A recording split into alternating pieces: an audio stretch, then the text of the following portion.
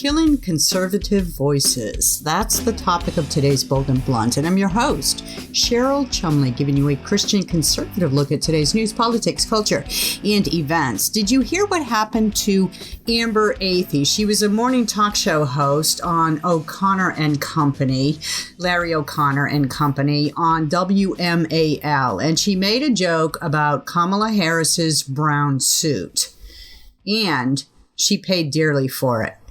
So what is happening to conservative voices? They're being killed across America, not just on social media, but now also on radio, which, of course, is the haven for conservatives. Conservatives dominate talk radio. So it's only predictable, perhaps, that the left, now winning on social media, is turning to talk show radio to kill, stifle, silence conservative voices. Thankfully, Bold and Blunt is on podcast, so Bold and Blunt voices aren't stifled as yet. And if you like Bold and Blunt, you can subscribe to Bold and Blunt at edify.app/podcast. That's the platform for faith-based podcasts. Or go to washingtontimes.com, subscribe to my 3 times a week newsletter, Monday, Wednesday, and Friday. And in it will come all my commentaries that I write at the Washington Times, so you can get the bullet points you need to fight the far left loons, along with my twice weekly Bold and Blunt podcast, Tuesdays and Thursdays. You can also get Bold and Blunt wherever podcasts are offered. Listen to this. This is Amber Athey after being fired from WMAL and Cumulus radio for making a joke about Kamala Harris's brown suit, likening it to a UPS uniform, and then being called racist for that. This is her quick explanation on another WMAL show, Dan Bongino. I made a joke about how she looked like a UPS employee, and of course the old UPS slogan is, "What can Brown do for you?" My answer to that was absolutely nothing, just poking fun at the fact that Kamala is a completely ineffective public policy maker. Racist! She's racist. Get her off the airways. Well, that's what happened. Cumulus, WMAL executives caving to pressures from trolls on Twitter, from trolls from the far left, who inundated the telephone lines of these radio offices to demand retribution, demand Amber be shut down for her racist rhetoric. They caved to that far left fake outrage. So she got booted. And this was actually about a month ago, because the joke was made after Harris took the stage of the State of the Union, right? This was a long time ago. This is old news.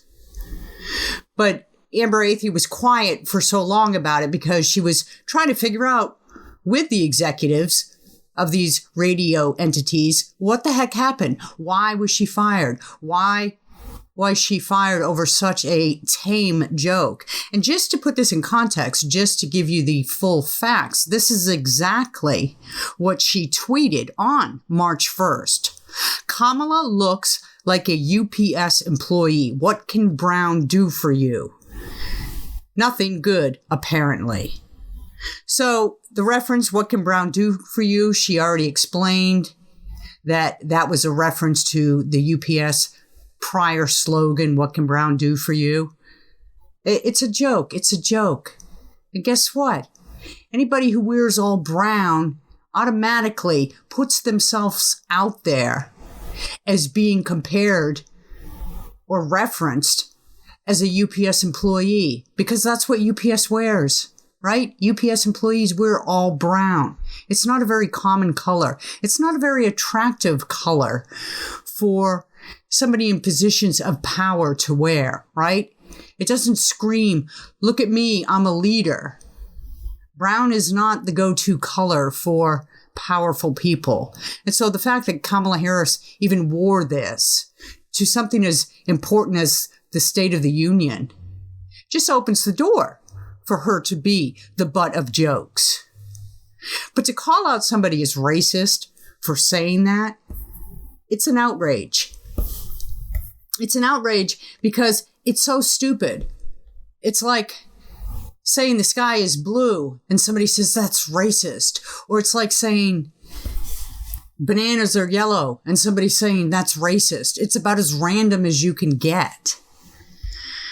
So she was fired, and she wrote a piece about it because she is also a writer for The Spectator.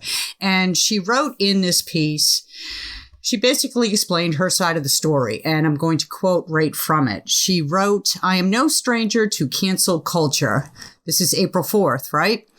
Or what we know more commonly and accurately, in my opinion, as censorship.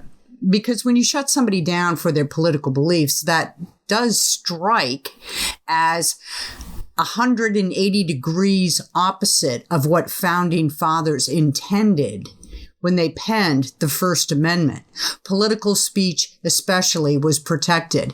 And yes, we all know at this point in time that after all these debates and discussion about social media censorship, we all know there's a difference between Congress making no law, respecting the establishment of, or prohibiting the free exercise thereof, free speech. We all know that that applies to Congress versus private companies, private entities.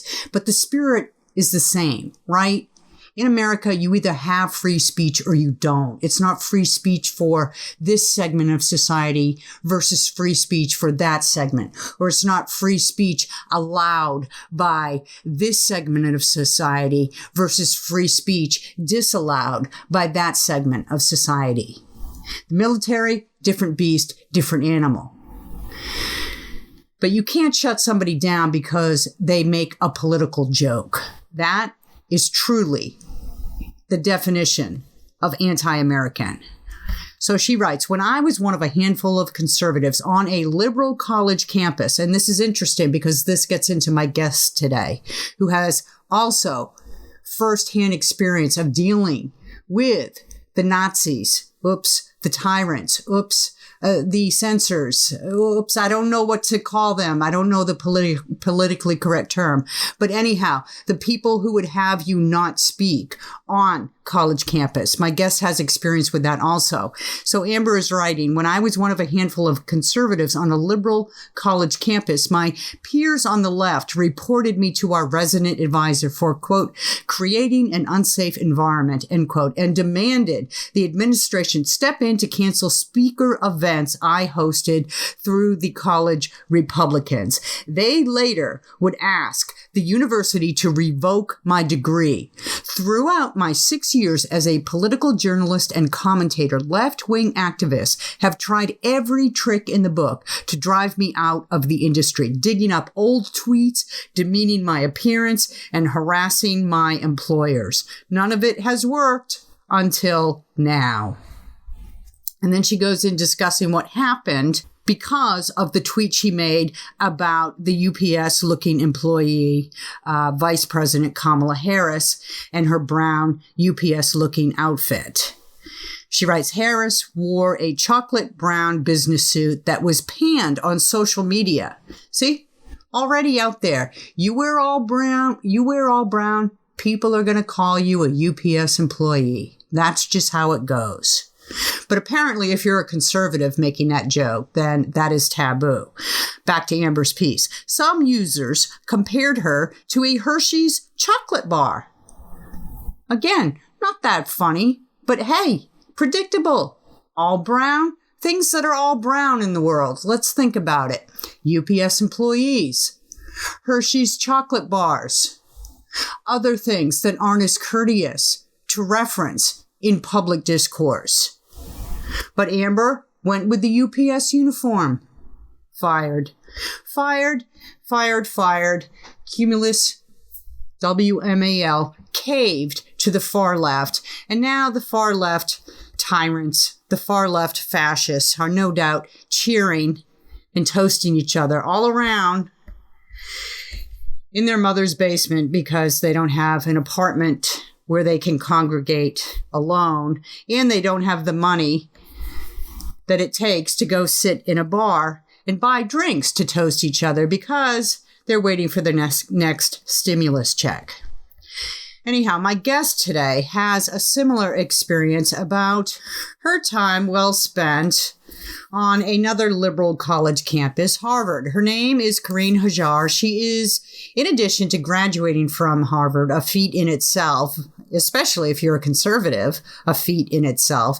She is also the 2022 recipient of the Joseph Rago Memorial Fellowship for Excellence in Journalism, which is awarded by the Fund for American Studies and the Wall Street Journal editorial page.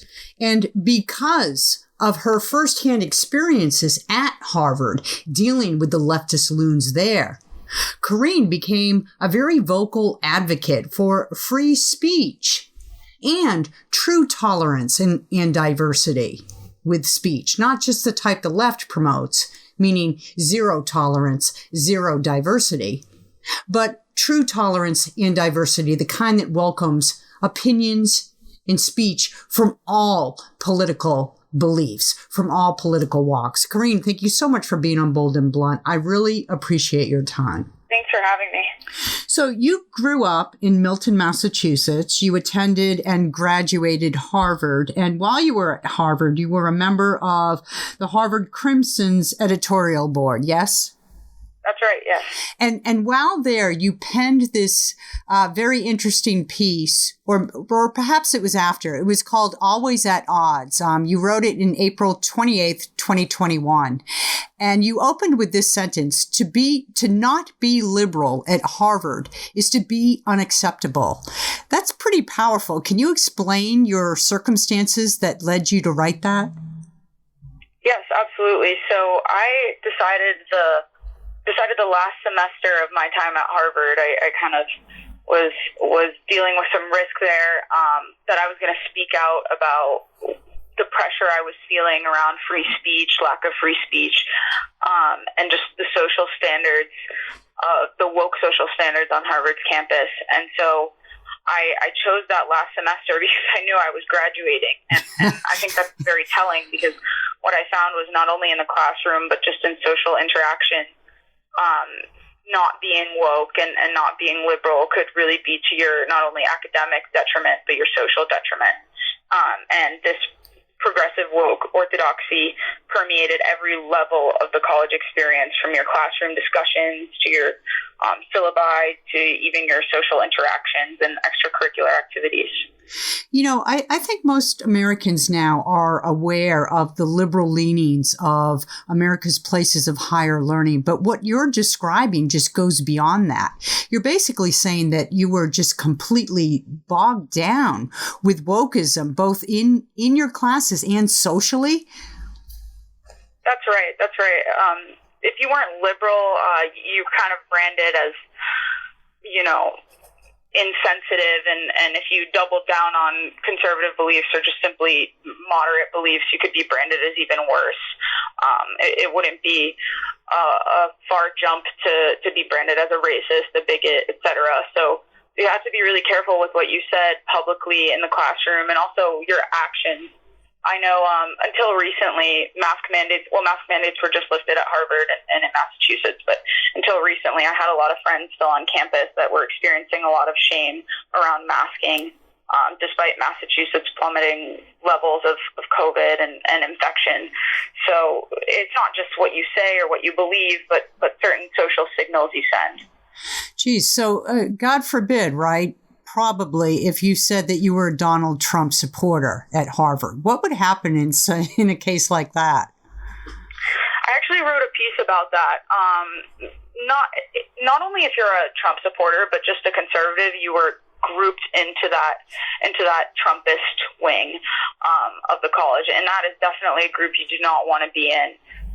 So there was a lot of lack of nuance in the way that students were categorized. You're really either liberal or you're a Trump supporter. And being a Trump supporter is unacceptable on Harvard's campus, to the point where at the Institute of Politics, which does a lot of discussion around, it raises a lot of awareness of different political issues and helps students engage in different civic activities. there was a petition that went around the student body that was trying to bar any Trump administration officials from speaking at the Institute of Politics or on Harvard's campus.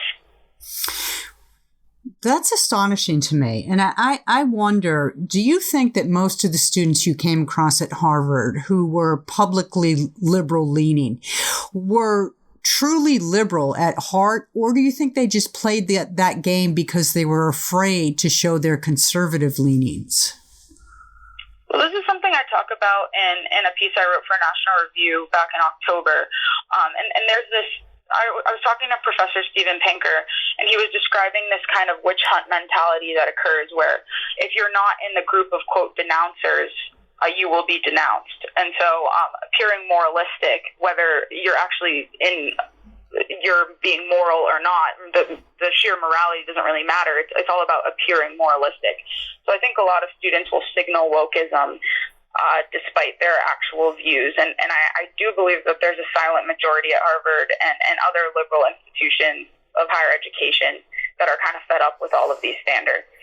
So what year was it you graduated Harvard? I graduated in 2021. Okay, so looking forward at the graduating classes, not just of Harvard, but other Ivy League type schools who probably experience the same sort of wokeism, what do you think that says about the emerging leadership of America? Do you think this is the thought process that's going to be brought into America's foundations in the future, business, government, and so forth, education? Or do you think that this is just a trend, a youthful trend that once they graduate, it'll disappear? Well, I think both can be true. I certainly had many, I graduated with many talented students who are brave enough to speak up and back up their views. But I also noticed that a lot of woke students from not only Harvard, but other institutions graduate and join, very important companies, go into government work, do all these types of jobs that have a real influence on the public and kind of bring those woke standards with them. So you're kind of seeing a woke corporate movement now as well, where there's a lot of different types of sensitivity training, a lot of limits on free speech, discouragement of having, conservative values. So both can be true.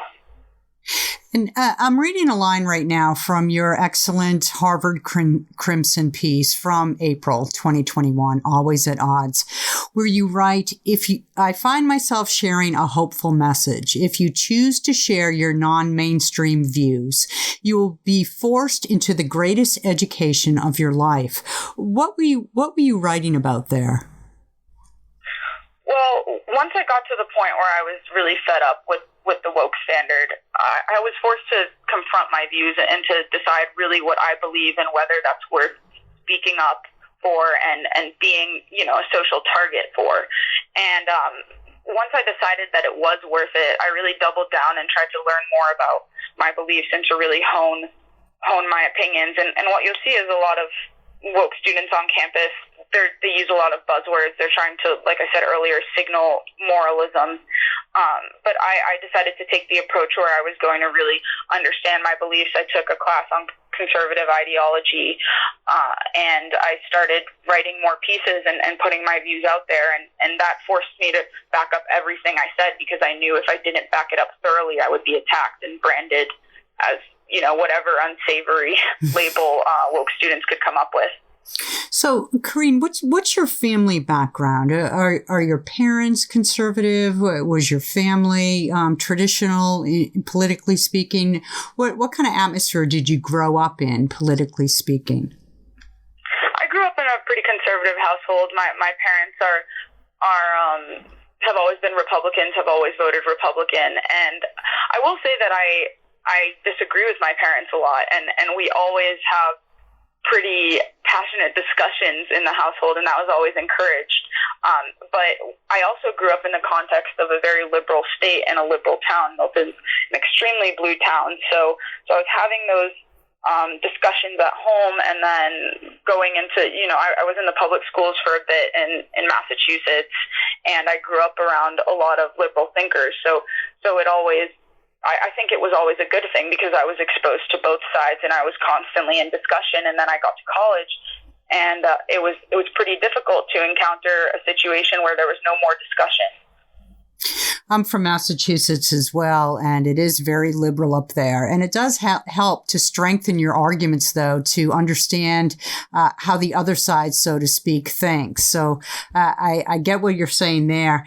And I'm just curious, when you went to college, did you have any sort of rebellion against conservative roots, or was it just that you sought out why you thought what you did, and that simply served to solidify the roots that you already had based in conservatism? Well, what I think happened was I didn't double down, but I tried to really hone what I believed, because I think you can leave a conservative, or to be more precise, you can leave a Republican household and just side on Republicans with every issue without really understanding what conservatism is, because they're not the same thing.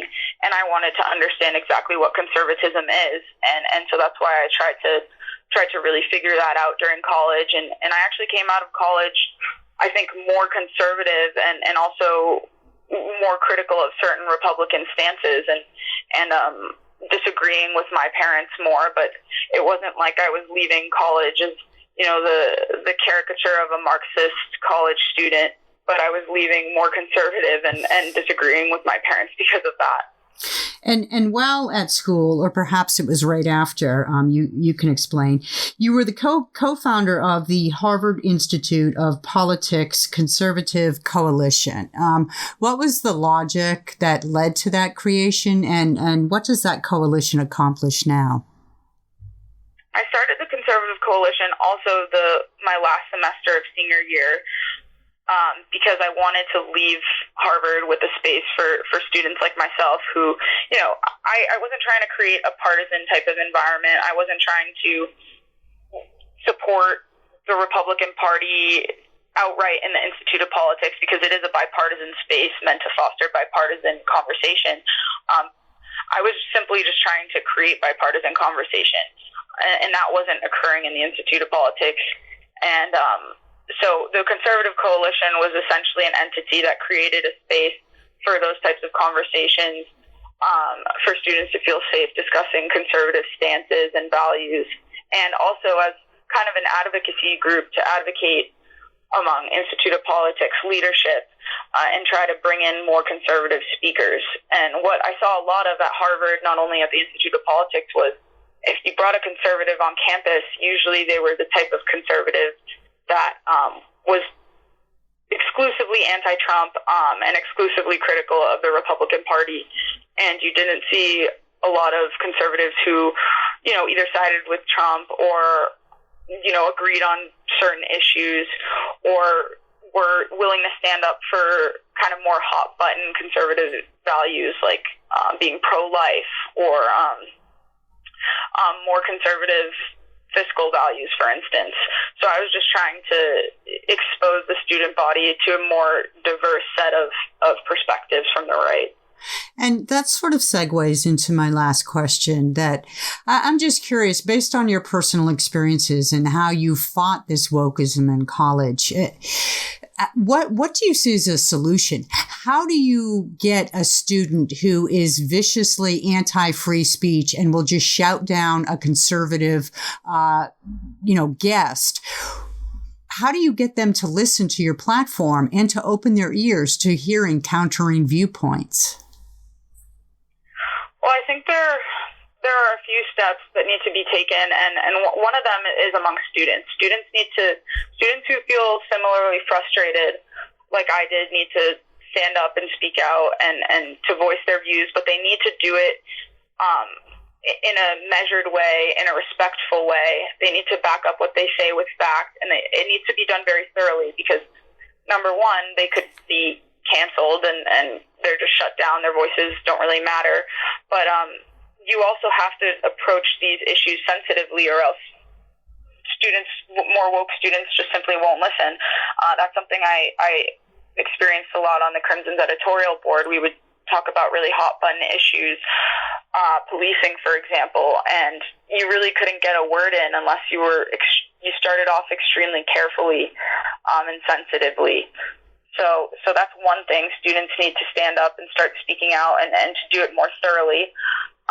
But also, the university needs to make a bigger effort in having a more ideologically diverse faculty. An argument I heard a lot from woke students was, why do we need conservative professors? We don't want, racist ideology. We don't want sexist ideology on campus. But that just signals to me that these students don't even understand what conservative ideology is. And you have a school like Harvard that only has 3% conservative faculty in 2021. Of course, students aren't going to understand what the ideology is. Wow. So, yeah, I think universities need to commit themselves to more diverse ideology. I agree with you. It's astonishing to me how far our places of higher learning in America have strayed from atmospheres where you could engage in healthy, heated debate to basically being little more than propaganda training grounds for the far left. Do I overstate that, just to wrap up?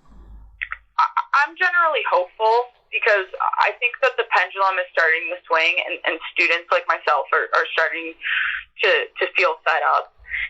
And I also think that faculty are starting to kind of wake up to the problem that this is.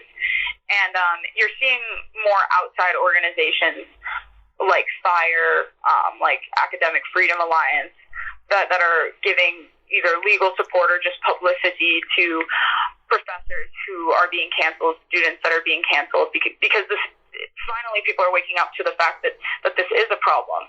And I think, if these new efforts hadn't started supporting free speech on campus, I would say that colleges were trending towards more propaganda breeding grounds, as you say. But I am hopeful, and I also, I encountered plenty of professors that were really committed to free speech within their classrooms. They kind of kept their head down, but those pockets still exist on campus, and rigorous areas of learning and open discussions do still exist. And I think that if students encounter those and are inspired by those, that the academic enterprise is going to go in the right direction eventually. Well, that is good news. I wasn't aware of that, so that is good to hear. Carine Hajjar, I want to thank you so much for speaking so bluntly and being my guest on Bold and Blunt. Yeah, thanks for having me. Free speech for me and none for thee. That is the motto of the far left. That is the motto for most in the Democrat Party, it seems, these days. And look, it's impacting the younger generation. It's impacting the conservatives who would be coming forward in America right now, but are afraid to come forward because they're put into positions like Amber Athey, like Carine Hajjar, like plenty of others around the nation right now who are fighting on college campuses, no less, or in America, just in the general business field, in the general business world of America, for something so basic as the right to speak freely, especially in Amber's case when you're hired to speak. Her job was to speak. And when she spoke, fired.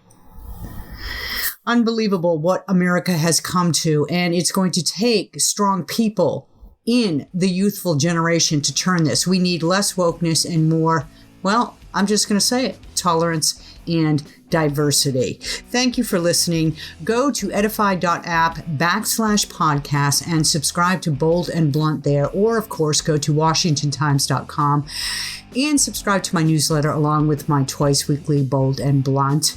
You can also get Bold and Blunt wherever podcasts are offered. At least today you can. Better get it before it disappears.